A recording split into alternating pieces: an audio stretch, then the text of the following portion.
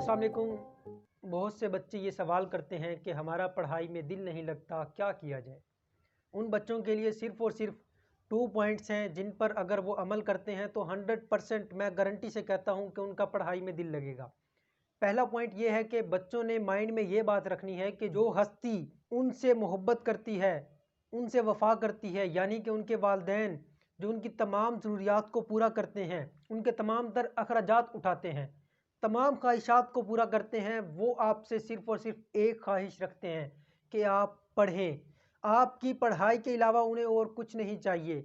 तमाम बच्चों के वालिदैन सिर्फ़ और सिर्फ यही बात चाहते हैं, यही ख्वाहिश रखते हैं कि बच्चे पढ़ लिख जाएँ, बच्चे पढ़ लिख कर कुछ बन जाएँ।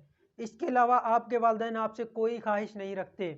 जो वालिदैन आपकी तमाम तर ख्वाहिशात को पूरा करते हैं, वो आपसे एक ख्वाहिश रखते हैं, तो क्या आप उनकी एक ख्वाहिश को पूरा नहीं कर सकते? आराम सुकून से आप उनकी ख्वाहिश को पूरा कर सकते हैं। आप मेहनत कीजिए, माइंड में ये बात रखिए कि मैंने वालिदैन की इस ख्वाहिश को पूरा करना है और लाज़मी पूरा करना है। सेकंड पॉइंट ये है कि आपने माइंड में ये बात भी रखनी है कि आपने कुछ करके दिखाना है, आपने कुछ बनना है। आपके माइंड में आपका मकसद होना चाहिए कि ज़िंदगी में आप क्या करना चाहते हैं। जो कुछ आप करना चाहते हैं उसके लिए आपको कितनी तालीम दरकार है, किस डायरेक्शन में आपको तालीम चाहिए। आपने डॉक्टर बनना है, इंजीनियर बनना है, आपने कुछ भी बनना है, उसके लिए किस तरीके से आपने तालीम हासिल करनी है।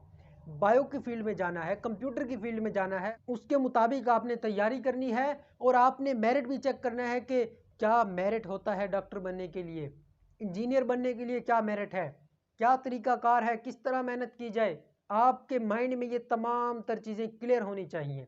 जब आपको पता होगा कि इंजीनियर बनने के लिए, डॉक्टर बनने के लिए क्या मेरिट है, आप फिर उसके मुताबिक मेहनत करेंगे।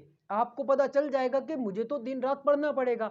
अगर मैं दिन रात नहीं पढ़ता, नहीं पढ़ती, तो मैंने तो अपना टारगेट फिर अचीव ही नहीं करना। अगर आपने अपना टारगेट अचीव करना है तो आपके सामने आपकी मंजिल वाज़ेह होनी चाहिए, आपके पास रास्ता होना चाहिए।